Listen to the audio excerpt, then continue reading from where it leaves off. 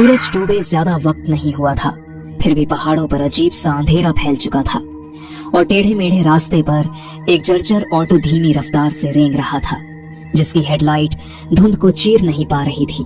पीछे बैठी तारा चुपचाप बाहर देख रही थी, जहां धुंध में पेड़ पत्थर साए जैसे लग रहे थे और ठंडी हवा के बीच सफर बेवजह भारी महसूस हो रहा था।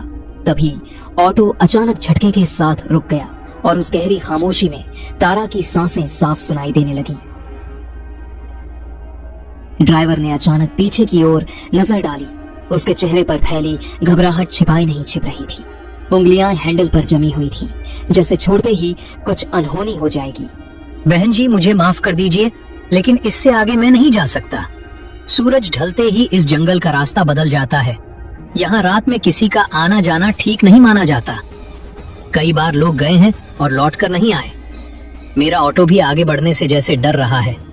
आप चाहें तो यहीं उतर जाइए, क्योंकि इससे आगे जाना मेरे बस की बात नहीं है। भैया, आप यहीं क्यों रोक रहे हैं? लोगों ने तो कहा था कि गांव अभी 3 किलोमीटर दूर है। मैं अकेली हूँ, चारों तरफ जंगल है, धुंध और अंधेरा फैल चुका है। इतनी रात में यहाँ उतरना मेरे लिए ठीक नहीं है। अगर कोई रास्ता है तो मुझे आगे तक छोड़ दीजिए, मैं आपसे विनती करती हूँ। इस सन्नाटे में खड़े रहना भी मुझे अजीब सा डराने लगा है। अब उसके चेहरे पर फैली दहशत साफ दिख रही थी। वह बिना कुछ बोले सामने की ओर संकेत करने लगा। उसकी निगाहों में नरमी नहीं थी, बल्कि ऐसा संदेश छुपा था जो आगे बढ़ने से मना कर रहा हो।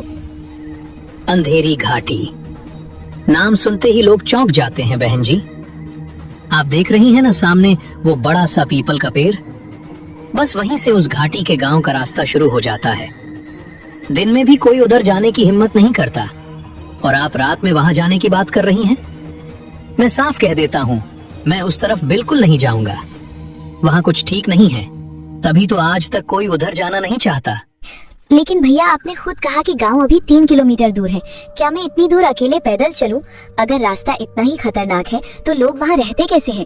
आखिर आपको इतना डर क्यों लग रहा है? क्या वहां पहले कभी कुछ हुआ है, या आपने किसी को वहां छोड़कर कुछ अजीब होते देखा है? डर की वजह तो बताइए। यूं बिना कारण मुझे जंगल में उतार देना तो सही नहीं है। बहन जी, अगर आगे सिर्फ सुनसान रास्ता होता या जंगल का खतरा होता तो मैं चल भी देता। जंगल से हमें डर नहीं लगता, लेकिन वहां जो है वो जमीन पर नहीं रहता। दिन ढलते ही पानी के आसपास जाग जाता है। उसे रास्ता नहीं रोकता, उसे अंधेरा नहीं रोकता। जो भी आगे बढ़ा उसने पीछे मुड़कर नहीं देखा। इसलिए मुझसे मत कहिए कि मैं उस तरफ जाऊं। तारा ने खुद को समझाया कि या तो ड्राइवर बेवजह डर का माहौल बना रहा है, या फिर यह इस इलाके की पुरानी मान्यताएं हैं। उसने किसी तरह की तकरार से बचना बेहतर समझा। तारा ने अपना पर्स कंधे पर टांगा और चुपचाप ऑटो से उतर गई। ठीक है भैया, बहस का कोई फायदा नहीं है। अगर आप आगे नहीं जा सकते तो मैं खुद ही रास्ता देख लूंगी। शायद ये यहाँ की पुरानी बातें हों और डर को ज्यादा बढ़ा दिया गया हो। गांव पास ही होगा, मैं पैदल निकल जाती हूँ। ड्राइवर ने एक पल भी जाया नहीं किया। उसने ऑटो को तेजी से मोड़ा और ऐसे भागा जैसे यहाँ रुकना उसकी जान पर बना था। कुछ ही सेकंड में इंजन की आवाज धुंध और अंधेरे याग में घुलकर खत्म हो गई। अब उस सुनसान जगह पर सिर्फ तारा रह गई थी। सामने फैला घना जंगल और चारों ओर पसरा सन्नाटा इतना भारी था कि सांस लेना मुश्किल लगने लगा। ठंड शरीर में इस कदर उतर चुकी थी कि तारा के हाथ सुन्न पड़ने लगे। उसने अपने पर्स से टॉर्च निकाली और रोशनी करते हुए आगे बढ़ गई। रास्ता ऊबड़ खाबड़ था, झाड़ियों और कांटों से भरा।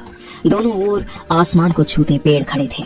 हर कदम पर उसे महसूस हो रहा था कि कोई अनदेखी आहट उसके साथ साथ चल रही है।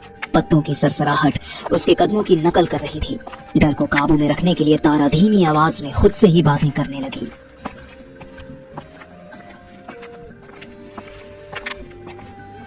शांत रहो तारा, ये बस जंगल है। अंधेरा और ठंड मिलकर दिमाग पर असर डाल रहे हैं। हर आवाज किसी के पीछे चलने की नहीं होती। पत्ते हैं, हवा है, बस यही सब है। गांव ज्यादा दूर नहीं होगा, बस थोड़ा और चलना है। डर को अपने ऊपर हावी मत होने दो। जो महसूस हो रहा है वो सच नहीं भी हो सकता। तारा, तुझे सिर्फ अपने भाई को ढूंढना है और उसे गांव से चले जाना है। तारा इस सुनसान रास्ते पर यूं ही नहीं भटक रही थी। वह अपने छोटे भाई आरव की तलाश में अंधेरी घाट जा रही थी। आरव पेशे से एक डॉक्यूमेंट्री रिसर्चर था, जो रहस्यमय जगहों और लोक कथाओं पर काम करता था। 2 महीने पहले वह इसी इलाके में एक रिसर्च के सिलसिले में आया था, लेकिन फिर लौट कर नहीं आया। आखिरी बार जब उसने तारा से बात की थी, उसकी आवाज में अजीब सी बेचैनी थी। उसने घबराते हुए कहा था, दीदी, यहाँ का वो पुराना तालाब मैंने देख लिया है। लगता है जैसे कोई मुझे वहां बुला रहा हो। उसके बाद से आरव का फोन कभी चालू नहीं हुआ। पुलिस ने खोजबीन की, लेकिन जब कुछ हाथ नहीं लगा तो उन्होंने भी मामला ठंडे बस्ते में डाल दिया। भाई की खामोशी ने तारा को खुद यहाँ आने पर मजबूर कर दिया। लगभग 1 घंटे तक चलने के बाद धुंध कुछ हल्की होने लगी। तभी उसे सामने पहाड़ियों के बीच टिमटिमाती रोशनियां दिखाई दी, जो शायद अंधेरी घाट के घरों से आ रही थीं। थोड़ी और दूरी तय करने पर गांव का प्रवेश द्वार सामने आ गया। वहां एक पुराना झुका हुआ लकड़ी का बोर्ड लगा था।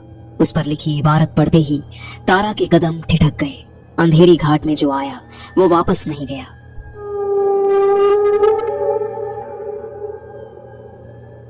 जैसे जैसे वह अंदर बढ़ी, हवा में एक सड़ी हुई सी गंध भर गई। गीली लकड़ी, पुराने फूल और नमी की भारी बदबू। गांव के घर मिट्टी से बने थे, हर दरवाजा अंदर से बंद। खिड़कियों से बस हल्की पीली रोशनी छन रही थी। गलियां बिल्कुल वीरान थीं, न किसी इंसान की आवाज, न किसी जानवर की हलचल। घड़ी में शाम के 7:30 बज रहे थे, लेकिन माहौल ऐसा था मानो आधी रात गुजर चुकी हो। आमतौर पर इस वक्त गांव की चौपाल गुलजार रहती है, पर अंधेरी घाट में सिर्फ कब्रिस्तान जैसी खामोशी पसरी थी। थोड़ा आगे बढ़कर तारा एक घर के सामने रुकी। उसने गहरी सांस ली, हिम्मत जुटाई और दरवाजे पर दस्तक दी। कोई है क्या? दरवाजा खोल दीजिए, मैं बाहर से आई हूँ और रास्ता भटक गई हूँ। मुझे थोड़ी मदद चाहिए। मैं अपने भाई आरव को ढूंढ रही हूँ। वो कुछ समय पहले यहाँ रिसर्च के सिलसिले में आया था और फिर लौटकर नहीं गया। अगर आप उसके बारे में कुछ जानते हो तो कृपया मुझे बता दीजिए। मैं अकेली हूँ और यहाँ ज्यादा देर रुकना मेरे लिए मुश्किल हो रहा है। अंदर से कोई आवाज नहीं आई, फिर भी तारा को साफ एहसास हुआ कि दरवाजे के ठीक पीछे कोई मौजूद है, जो सांस थामे उसकी हर बात सुन रहा है। कोई भी बाहर नहीं आया। वह चुपचाप आगे बढ़ गई। कुछ कदम चलने के बाद उसे एक घर की चौखट पर झुकी हुई एक बुजुर्ग औरत बैठी दिखाई दी। तारा उसके पास पहुंची और धीरे से बोली, राम राम दादी, मेरा नाम तारा है। मैं बाहर से आई हूँ और चलते चलते यहाँ तक पहुँच गई। रास्ता लंबा और सुनसान है, रात भी काफी हो चुकी है। अकेली होने की वजह से आगे जाना ठीक नहीं लग रहा। अगर संभव हो तो क्या मुझे यहाँ कहीं रात भर रुकने की थोड़ी सी जगह मिल सकती है? बुजुर्ग औरत ने बहुत धीमे से चेहरा उठाया। उम्र ने उसके चेहरे पर गहरी लकीरें छोड़ दी थीं और उसकी नजरें दूधिया धुंध में डूबी हुई थीं। उसने बिना पलक झपकाए तारा को ऐसे परखा मानो वह उसे नहीं बल्कि उसके इरादों को देख रही हो। बेटी, यहाँ से वापस चली जाओ। ये जगह इंसानों के रहने के लिए नहीं बनी है। जो यहाँ आया है वो चैन से नहीं रहा। रात गहराने से पहले लौट जाना ही समझदारी है, वरना ये घाटी किसी को नहीं छोड़ती है। दादी, मैं चाहकर भी वापस नहीं जा सकती। मेरा छोटा भाई आरव यहीं कहीं खो गया है और उसी की तलाश मुझे यहाँ तक ले आई है। 2 महीने से उसका कोई पता नहीं है। जब तक उसे ढूंढ नहीं लेती मैं लौट नहीं सकती, चाहे हालात जैसे भी क्यों ना। जैसे ही तारा ने अपने भाई आरव का जिक्र किया, उस नाम का असर तुरंत दिखा। बुजुर्ग औरत चौंक कर उठ खड़ी हुई और बेचैनी भरी आवाज में तारा से बोल पड़ी, क्या कहा तुमने? आरव? कुछ दिन पहले एक लड़का कैमरा लेकर इस गांव में घूम रहा था। हर चीज के बारे में पूछता रहता था, तस्वीरें खींचता था। क्या वो ही तुम्हारा भाई है? हाँ दादी, वही मेरा भाई है। वही यहाँ रिसर्च के लिए आया था। प्लीज बताइए वो अब कहाँ है? क्या आप उसे जानते हैं या उसके बारे में कुछ जानती हैं? वह औरत घबराई हुई नजरों से इधर उधर झांकने लगी, मानो आसपास की खामोशी भी उसकी बातें पकड़ सकती हो। वो इस घाटी को समझना चाहता था। तुम्हारा भाई वही था। वो अंधेरी घाटी के तालाब की तस्वीर लेना चाहता था। मैंने उसे बहुत समझाया, कहा कि अमावस की रात है, उस पानी के पास मत जाना, लेकिन वो हंस पड़ा। बोला कि ये सब अंधविश्वास है। उसने मेरा मजाक उड़ाया, कैमरा उठाया और तालाब की ओर चला गया। उस तालाब का पानी साधारण नहीं है बेटी। वो किसी को डुबोता नहीं, बस चुपचाप शरीर की हर ताकत, हर सांस, हर गर्मी सोख लेता है। जो उसमें उतरता है वो बाहर वैसा नहीं निकलता, या निकलता ही नहीं। बेटी, वो तालाब पानी नहीं है, एक जिंदा चीज है। अंधेरी घाटी का तालाब रात के साथ जागता है, खासकर अमावस को। उसका पानी ऊपर से शांत दिखता है, लेकिन भीतर अंधेरा सांस लेता रहता है। जो वहां जाता है उसे पहले आवाजें सुनाई देती हैं, कभी अपने ही लोगों की, कभी ऐसी पुकार जो दिल के अंदर उतर जाती है। तुम्हारा भाई भी वही आवाज सुनकर खिंचा चला गया था। मैंने देखा था उसकी आंखों में अजीब चमक, जैसे तालाब ने उसे पहले ही अपना बना लिया हो। दादी, जब मेरा भाई वहां गया और फिर वापस नहीं आया तो क्या किसी ने पुलिस को नहीं बताया? क्या कोई उसे ढूंढने नहीं आया? ऐसा कैसे हो सकता है कि कोई यूं ही गायब हो जाए? यहाँ कोई पुलिस नहीं आती बेटी। अंधेरी घाटी के मामलों से सब दूर रहते हैं। जो तालाब ने ले लिया उसे इंसानों का कानून नहीं छू सकता। यहाँ बस खामोशी बचती है और इंतजार। तारा को उसकी बातों पर भरोसा नहीं हुआ। उसे लगा कि उम्र के साथ उस औरत की समझ डगमगा गई है और वह बेवजह डर फैला रही है। अब उसकी आंखों से डर उतर चुका था और उसकी जगह एक गहरी बुझी सी उदासी तैर रही थी, जैसे उसने बहुत कुछ खो दिया हो और कहने को अब शब्द भी न बचे हों। जय दादी, आपकी बातें अपनी जगह हैं, लेकिन मैं अनुमान के आधार पर फैसला नहीं कर सकती। अगर यहाँ कोई तालाब है तो कृपया उसका रास्ता बता दीजिए। मुझे वहाँ खुद जाकर देखना है। जब तक अपनी आंखों से सच नहीं देख लेती मैं आगे नहीं बढ़ पाऊंगी। मैं अपने भाई को ढूंढने आई। बेटिया, गांव के पूर्व दिशा में ही अंधेरी घाटी का तालाब है, लेकिन आज वहाँ मत जाना। आज नमी ज्यादा है और नमी बढ़ते ही उस तालाब का पानी फैलने लगता है। रात में उसका मिजाज बदल जाता है। आज तुम यहीं मेरे पास रुक जाओ। सुबह अगर सब ठीक रहा, अगर जिंदा रही, तब चली जाना अंधेरी घाटी के तालाब की तरफ। रात इस जगह के लिए नहीं बनी। जो इसे नहीं समझता वही सबसे पहले खो जाता है। तारा के सामने अब कोई दूसरा रास्ता नहीं बचा था। अंधेरा गहराता जा रहा था और इस जंगल में अकेले आगे बढ़ना खुद को खतरे में डालने जैसा था। मजबूर होकर उसने उस बुजुर्ग औरत के साथ रुकने का फैसला कर लिया। दोनों साथ साथ उसके घर की ओर चल पड़ी।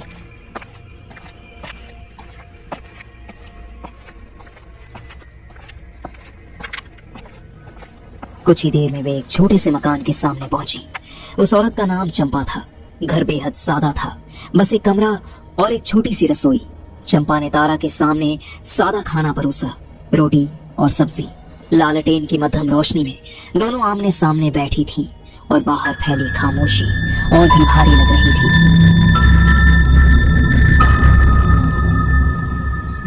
दादी माँ, आपने जिस काली घाटी तालाब का जिक्र किया उसका असली किस्सा क्या है? मैं उसे समझना चाहती हूँ। आखिर ऐसा क्या हुआ था कि पूरा गांव उससे दूर रहने लगा? बिटिया, आज जो तालाब पानी काला और सड़ा हुआ दिखता है वो पहले ऐसा नहीं था। बहुत बरस पहले उसका पानी सफेद कांच की तरह साफ हुआ करता था। लोग उसी पानी से खेती करते थे, जानवर उस पानी को पीते थे और गांव खुशहाल था। फिर अचानक सब बदल कैसे गया दादी माँ? एक साल बारिश बिल्कुल नहीं हुई, खेत सूख गए, कुएं खाली हो गए। तब गांव के तांत्रिक अघोरी नाथ ने कहा कि तालाब रुष्ट हो गया है और उसे बलि चाहिए। पहले जानवरों की बलि दी गई, लेकिन कुछ नहीं बदला। फिर उसने कहा अब मनुष्य की बलि चाहिए। मनुष्य की? गांव वाले मान गए। अंधविश्वास में डूबे लोग कुछ भी मान लेते हैं बिटिया। गांव के भोले भाले लोगों ने उसकी बातों पर यकीन कर लिया। उन्होंने एक अनाथ लड़की को चुना जिसका कोई नहीं था, जो किसी को याद नहीं आती। उसे उसी तालाब में फेंक दिया गया। वो बच्ची बहुत देर तक तड़पती रही। उसकी आवाजें आज भी उस पानी में बसी हैं। और तभी तालाब का पानी काला हो गया। हाँ, उसी रात आसमान फट पड़ा, लेकिन वो बारिश पानी की नहीं थी, काली तेजाबी कीचड़ जैसी थी। तालाब उफंड पड़ा और उसका रंग हमेशा के लिए बदल गया।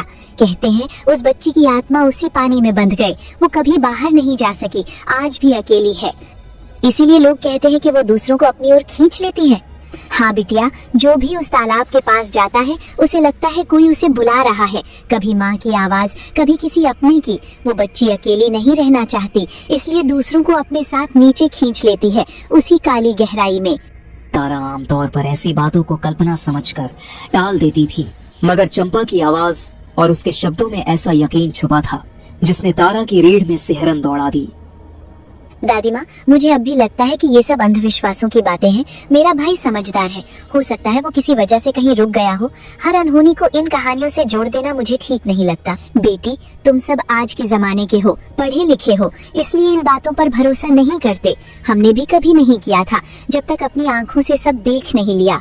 रात अब बहुत गहरी हो चुकी है और ये घाटी रात में किसी को नहीं परखती, बस उसे अपने हिसाब से चुन लेती है। तुम बहुत थक गई हो, आज यहीं सो जाओ और मेरी एक बात गांठ बांध लो। अगर रात में दरवाजा खटखटाने की आवाज आए या कोई तुम्हें पुकारे तो दरवाजा मत खोलना। आवाज कैसी भी हो, किसी की भी लगे, चाहे वो तुम्हारे भाई की ही क्यों न हो, सुबह तक इंतजार करना, क्योंकि इस घर में रात को जो आवाजें आती हैं वे हमेशा वही नहीं होती जो लगती हैं। कुछ समय बाद थकान ने दोनों को अपनी गिरफ्त में ले लिया। आधी रात कब बीत गई तारा को पता ही नहीं चला। वह एक पुराने घिसे हुए लिहाफ में सिमटकर फर्श पर लेटी थी और गहरी नींद में डूब चुकी थी। बाहर अंधेरी घाट की रात बेचैन हो उठी थी। जंगल से आती अनजानी आवाजें हवा में घुलने लगी थीं, मानो अंधेरा खुद कुछ होने का संकेत दे रहा हो, और ऐसा लग रहा था जैसे यह रात चुप नहीं रहेगी। रात काफी ढल चुकी थी और घर के भीतर सब कुछ शांत था। तभी अचानक बाहर से एक तेज दस्तक गूंजी जिसने सन्नाटे को चीर दिया। तारा हड़बड़ाकर जाग गई। खिड़की की ओर से आती वह आहट इतनी साफ थी कि उसकी सांस अटक गई। उसने घबराकर समय देखा। रात के ठीक 2 बज रहे थे। पास ही चारपाई पर चंपा गहरी नींद में डूबी हुई थी और उसके भारी खर्राटे कमरे में गूंज रहे थे। तारा धीरे से उठकर बैठ गई और उसका दिल जोर जोर से धड़क रहा था, जो जैसे किसी अनदेखे खतरे को पहले ही महसूस कर चुका हो। इतनी रात में ये दरवाजा कौन खटखटा रहा है? रात के 2 बजे हैं, इस वक्त कौन आ सकता है? तारा ने खुद को समझाने की कोशिश की कि शायद बाहर कोई जानवर भटक आया होगा, लेकिन उसी पल अंधेरे से एक आवाज उभरी, पहचानी हुई, फिर भी ऐसी जैसे किसी ने उसे जबरन दबा रखा हो। दीदी, दरवाजा खोल दो, मैं बाहर ही खड़ा हूँ। बहुत देर हो गई है, यहाँ ठंड असहनीय हो रही है। मेरे हाथ पांव सुन्न पड़ गए हैं, अब और खड़ा नहीं रहा जा रहा। दीदी जल्दी खोलो। इस गांव में तो रात को कोई बाहर नहीं निकलता, फिर ये आवाज? तारा की रगों में जैसे ठंड दौड़ गई। यह आवाज उसे किसी अजनबी की नहीं लगी। यह तो वही जानी पहचानी पुकार थी, ठीक वैसी ही जैसी बचपन में आरव खेल से लौटकर दरवाजे पर खटखटाया करता था। वह घबरा कर एक झटके में खड़ी हो गई और अनजाने डर के साथ खिड़की की ओर बढ़ने लगी।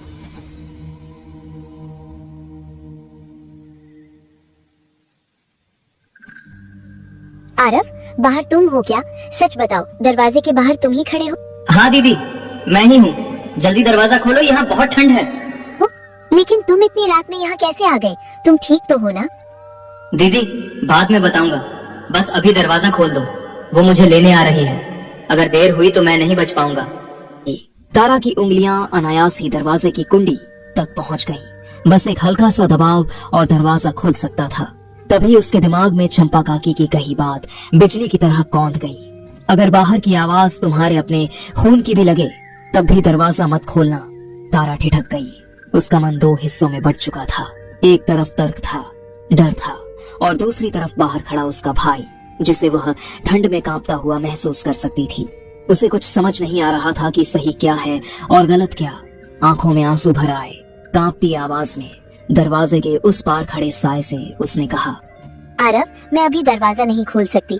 अगर तुम सच में बाहर हो तो पहले खिड़की के पास आओ, मुझे तुम्हारा चेहरा दिखाओ, तभी मुझे यकीन होगा। तारा ने कांपते हुए खिड़की के पास झुककर बाहर देखने की कोशिश की। बाहर ऐसा घना अंधेरा था जैसे रात ने सब कुछ निगल लिया हो। घबराहट में उसने अपनी टॉर्च जलाई और रोशनी खिड़की के बाहर घुमा दी। अगले ही पल जो दृश्य सामने आया उसने उसकी सांसें थाम ली। चीख उसके गले तक आकर वहीं जम गई। बाहर कोई खड़ा था, या यूं कहें आरव की शक्ल का कुछ, वही कपड़े, वही बनावट जैसी तस्वीरों में उसने देखी थी, लेकिन उसका शरीर अस्वाभाविक रूप से फूला हुआ था, जैसे भीतर कुछ सड़ रहा हो। सबसे भयावह था उसका चेहरा। जहाँ आंखें होनी चाहिए थी वहाँ बस खाली गड्ढे थे और होंठ ऐसे जुड़े हुए थे मानो किसी ने उन्हें सिल दिया। तारा का दिमाग सुन्न पड़ गया। अगर इसके होंठ हिल ही नहीं सकते तो आवाज आ कहां से रही है। तभी उसकी नजर उस आकृति के पीछे गई। आरव के पीछे अंधेरे में एक लंबी काली परछाई खड़ी थी और उसी परछाई के भीतर से वह आवाज निकल रही थी, बिल्कुल आरव जैसी, लेकिन किसी और की सांसों के साथ। दीदी, मैंने तुम्हें कितनी बार पुकारा, लेकिन तुमने दरवाजा नहीं खोला। मैं बाहर ठंड में कांपता रहा, तुम्हारी आवाज सुनने के लिए तरसता रहा। मुझे लगा तुम आओगी, जैसे बचपन में आती थी, लेकिन अब देर हो चुकी है। दरवाजा खोलने की जरूरत नहीं है दीदी, अब मैं खुद अंदर आ रहा हूँ, तुम मुझे रोक नहीं पाओगी। बिटिया, क्या हुआ? ये कैसी आवाज थी? तुम ठीक तो हो? तुमने कुछ देखा क्या? दादी, वो आ रहा है। जो बाहर था वो मेरे भाई जैसा था, लेकिन वो मेरा भाई नहीं है। उसकी शक्ल आरव जैसी थी, पर उसके अंदर कुछ और था। दादी, मेरा भाई अब नहीं रहा। जो दरवाजे पर है वो कुछ और है। तभी खिड़की पर अचानक ऐसी भयानक दस्तक गूंज उठी, मानो कोई भीतर घुसने के लिए बेकाबू हो गया हो। तभी चंपा दादी तेजी से भीतर गईं और कुछ पल में लाल मिर्चों और एक नींबू के साथ लौटी। बिना एक शब्द बोले उन्होंने उसे खिड़की के ऊपर टांग दिया। जैसे ही वह टोटका अपनी जगह पर पहुंचा, बाहर मच रहा सारा हंगामा एक झटके में थम गया। चारों ओर ऐसा सन्नाटा छा गया मानो किसी ने आवाज ही छीन ली हो। कुछ पल बीते ही थे कि खिड़की के बाहर से एक फिसलती हुई डरावनी हंसी गूंज उठी, ठंडी और खोखली, जो सीधे रूह तक उतर गई।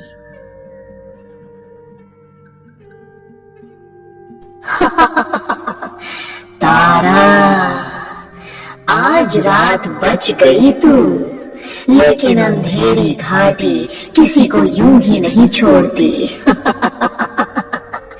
कल सूरज ढलेगा ना, तब मैं फिर आऊंगी। अंधेरी घाटी का पानी बहुत प्यासा है और उस प्यास को मिटाना मुझे आता है। याद रखना तारा, दरवाजे बंद करने से कुछ नहीं बदलता। अंधेरी घाटी में जो एक बार बुला लिया जाए वो लौट कर नहीं जाता। कुछ ही देर में पैरों की आहटें अंधेरे जंगल की ओर खिसकती चली गईं। तारा का शरीर ठंडे पसीने से भीग चुका था। अब उसे साफ एहसास हो गया था कि वह यहाँ किसी मामूली सच्चाई की तलाश में नहीं पहुंची थी, बल्कि अंधेरी घाट के इस गांव में उसने अनजाने में अपनी ही किस्मत को चुनौती दे दी थी। दादी, ये सब क्या था? जो अभी अभी हुआ वो कौन थी? क्या वो सच में यहीं की कोई चीज है? बिटिया, वही थी, वही लड़की जो अंधेरी घाट के तालाब में रहती है। आज वो तुझे आजमाने आई थी। अब उसे पता चल गया है कि तू अपने भाई को लेने आई है, और जो एक बार उसकी नजर में आ गया उसे वो इतनी आसानी से नहीं छोड़ती। दादी, चाहे जो भी हो, मेरे भाई के शरीर के साथ अगर कुछ होने वाला है, उससे पहले मुझे अंधेरी घाट जाना ही होगा। मैं उसे ढूंढे बिना यहाँ से नहीं लौट सकती। बिटिया, तू यहाँ से चली जा, तू इसे नहीं जीत पाएगी। ये घाटी किसी को नहीं हराने देती। दादी, जीत हार मेरे हाथ में नहीं है, वो ऊपर वाले के हाथ में है। अगर मैं अपने भाई को यहाँ से जिंदा ले जा सकी तो समझूंगी कि उसने मुझे मौका दिया, और अगर नहीं तो जो होगा वो भी उसी की मर्जी होगी। जो कुछ भी हो, एक बार मुझे अंधेरी घाटी तालाब जाकर देखना ही होगा। ठीक है बिटिया, अब सुबह होने में ज्यादा देर नहीं है। उजाला होते ही हम अंधेरी घाट के तालाब की तरफ चलेंगे।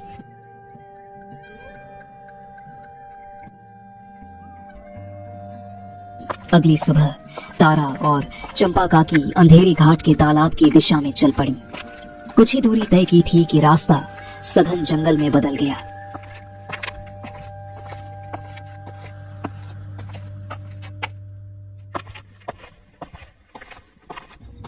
जैसे ही वे पेड़ों के बीच दाखिल हुई, चारों ओर की रोशनी अचानक मुरझाने लगी, मानो दिन ने पल भर में ही दम तोड़ दिया हो। माहौल देखते ही तारा का दिल घबरा उठा।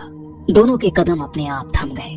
बेचैनी से तारा ने चंपा काकी की ओर देखा और कांपती आवाज में उनसे बोली, दादी, ये कैसा माया जाल है? जंगल के बाहर तो दिन है, लेकिन यहाँ कदम रखते ही सब कुछ रात जैसा लगने लगा है।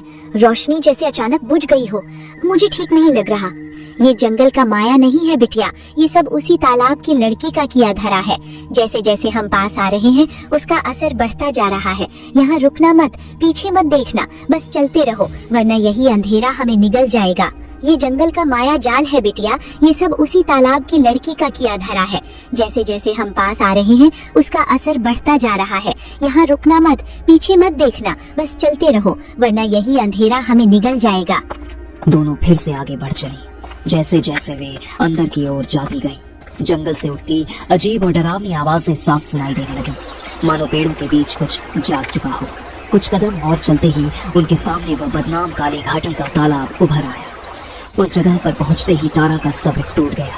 उसने पूरी ताकत से अपने भाई का नाम पुकारा, आरव। उसकी आवाज तालाब के सन्नाटे में गूंज उठी।